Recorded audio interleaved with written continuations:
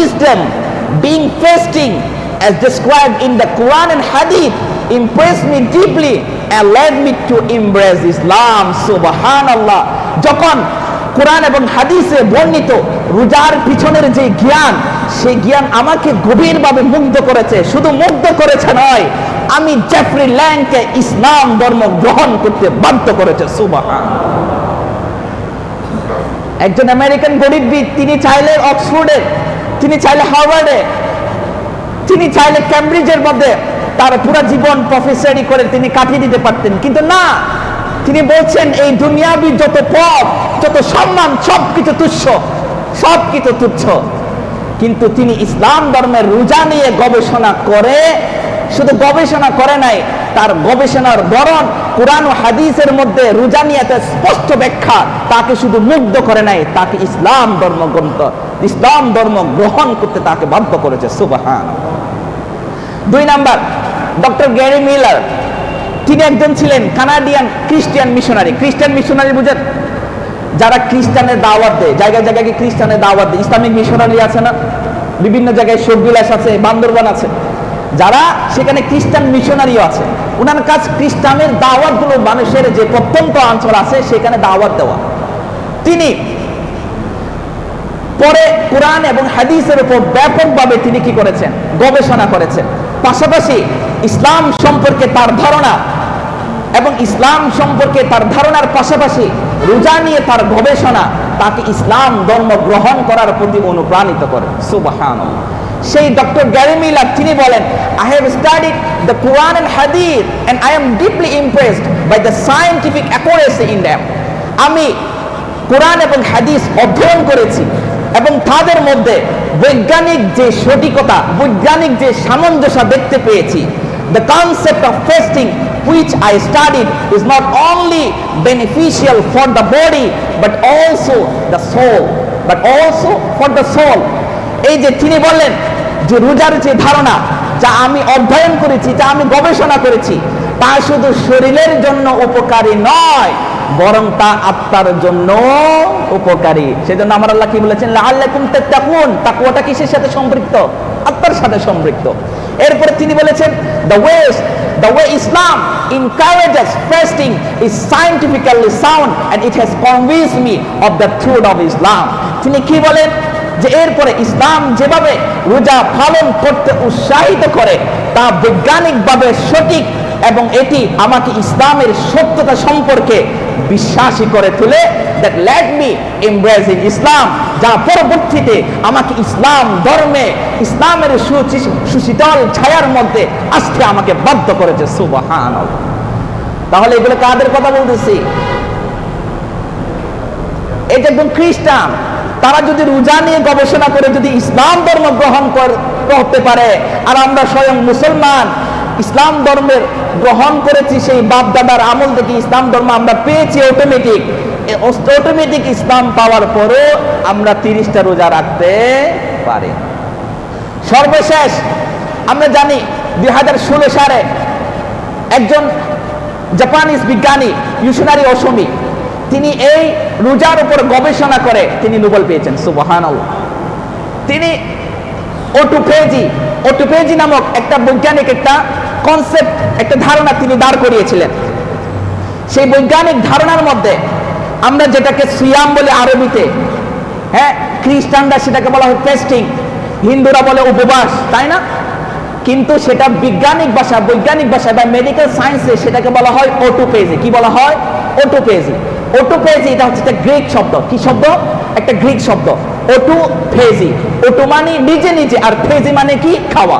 তাহলে অটোফেজি মানে হচ্ছে নিজে নিজে খাওয়া। অর্থাৎ আমাদের শরীরের মধ্যে দীর্ঘ 11 মাস বিভিন্ন ধরনের খাদ্য খাওয়ার ফলে আমাদের কোষের মধ্যে যেই সমস্ত, প্রত্যেকটা মানুষের কোষের মধ্যে একটা একটা করে রিসাইকেল বিন আছে, একটা একটা করে ডাস্টবিন আছে। সেই ডাস্টবিনের মধ্যে সেখানে যারা দুর্বল, বিষাক্ত ব্যাকটেরিয়া যে কোষগুলো আছে সেগুলো সেখানে জন্মায়, সেগুলো সেখানে জমা রাখা হয়। দীর্ঘ 11 মাস কোষ মানুষের যে খাদ্যভার গ্রহণ করার ফলে, তাদের কর্মভারের মধ্যে ব্যস্ত থাকার ফলে তাদের যে রিসাইকেল বিন বা ডাস্টবিনের মধ্যে যে ব্যাকটেরিয়া, যে খারাপ কুশগুলো আছে সেই কুশগুলোকে পরিষ্কার করার সুযোগ পায় না। যখন রমজানের এক মাস যখন মানুষ রোজা রাখে, সেই রিসাইকেল বিনের মধ্যে যে সমস্ত ধ্বংসাত্মক কুশগুলো আছে, দুর্বল কুশগুলো আছে, যে কুশগুলো পরবর্তীতে মানুষের শরীরের মধ্যে বিভিন্ন ধরনের রোগ তৈরি করতে পারে, যখন মানুষ রমজানের 30টা রোজার মধ্যে যখন পানাহার থেকে বিরত থাকে, বিজ্ঞান বলে মানুষ যখন 12 থেকে 13 ঘন্টা কোনো ধরনের খাবার না খায়, তখন মানুষের মাঝে যে দুর্বল সেলগুলো আছে, শক্তিশালী সেলগুলো, মানুষ বহিরাগত কোনো খাবার না দেওয়ার কারণে ভিতরের যে দুর্বল সেলগুলো আছে, দুর্বল কোষগুলো আছে, সেগুলো সেই শক্তিশালী কোষগুলো খেয়ে ফেলে। এগুলো খাওয়ার ফলে মানুষের শরীরের মধ্যে একটা সুস্থতা চলে আসে এবং এই জিনিসটা মানুষকে আরো দীর্ঘদিন বাঁচার একটা সুযোগ তৈরি করে দেয়। সুবহানাল্লাহ। এই অটোপেজি ওশিনারি উনি 2016 সালে শুধু রোজা নিয়ে গবেষণা করেছেন, রোজা নিয়ে গবেষণা করে তিনি নোবেল পুরস্কার পেয়েছেন। সুবহানাল্লাহ বলবেন না? আর আমরা সেই রোজাকে মহান রবের পক্ষ থেকে নিয়ামত হিসাবে পাওয়ার পরও আমরা রোজা রাখি না কেন? স্কিন নষ্ট হয়ে যাবে। আমার ছেলেদের যারা মাম্মি রেডি ছেলে আছে, ছেলেদেরকে রোজা রাখাই না কেন? ছেলের স্বাস্থ্য কমে যাবে, ওজন খারাপ হয়ে যাবে। আমার ছেলে তো খুবই স্মার্ট, এই ছেলেটা এখন যদি রোজা রাখে চেহারা শুকায় যাবে। অনেক মারা আছে, অনেক মেয়েরা আছে যারা দেখতে খুব সুন্দর, তারা রোজা রাখতে চায় না কেন? তার চেহারার যেটা সৌন্দর্য সেটা চলে যাবে বলে। সুতরাং যাদের ঘরের মধ্যে মেয়ে ছেলে আছেন, আপনারা কি আপনার সন্তানদেরকে রোজা রাখার প্রতি উদ্দীপনা দিবেন নাকি নিরুৎসাহিত করবেন? সেজন্য এরপরে ইফতার করানোর ফজিলত আল্লাহ রাসূল সাল্লাল্লাহু আলাইহি ওয়াসাল্লাম বলেন, মান ফাতারা ইয়াওমান মিন রমাদান, যদি কোনো ব্যক্তি রোজা যদি ভঙ্গ করে, মান ফাতারা ইয়াওমান মিন রমাদান মিন গায়রি উযরিন ওয়ালা মারাদিন ফালাম ইয়াসুমহু ফাইন্নাহু লা ইয়াকবালু মিনহু ওয়া ইন সামাদ দাহর। আল্লাহ রাসূল সাল্লাল্লাহু আলাইহি ওয়াসাল্লাম বলেন, যে ব্যক্তি রমাদান মাসের কোনো অজুহাত ছাড়া, কোনো অসুস্থ ছাড়া যদি একটা রোজা যদি ভঙ্গ করে, আমার আল্লাহ সুবহানাহু ওয়া তাআলা বললেন, ফাইন্নাহু লা ইয়াকবালু মিনহু ওয়া ইন সামাদ দাহর, যদি সেই ব্যক্তি সারা বছর যদি রোজা রাখে, সেই রোজার বিনিময়ে আমার আল্লাহ তার কোনো রোজাও কবুল করবে না। রমাদানের যে একটা রোজা, যে রোজার প্রতিদান স্বয়ং আমার আল্লাহ দেন, একটা রোজা যদি আপনি ভঙ্গ করেন, সারা বছর সেই বঙ্গকৃত রোজার প্রতিদানের স্বরূপ যদি আপনি রোজা রাখেন, সেই রোজা আল্লাহর কাছে গ্রহণযোগ্য হবে না। যেভাবে আপনি রমজানের একটা রোজা রাখার ফলে যে পুরস্কার আপনার রব থেকে পেতেন, সেই রব আপনাকে সারা বছর রোজা রাখলে সেই পুরস্কার দিবে না। সেজন্য আমাদের কি রাখতে হবে? রোজা রাখতে হবে।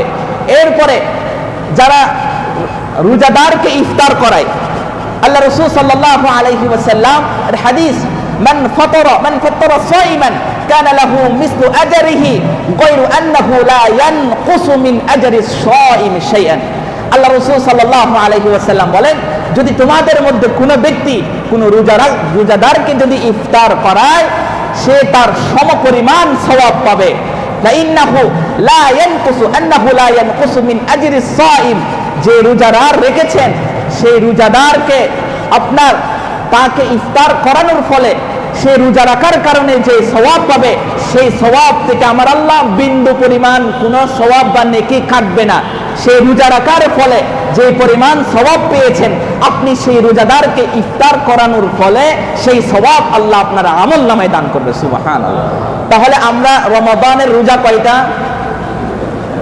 তাহলে যদি কোনো ব্যক্তি 30টা রমাদানের মধ্যে যদি 60টা রোজার যদি ফজিলত যদি পেতে চায়, আমি বলবো আজকে থেকে, আগামীকাল থেকে বা রমাদান মাস শুরু হওয়ার থেকে প্রতিদিন আপনি কমপক্ষে একজন ব্যক্তিকে ইফতার করান।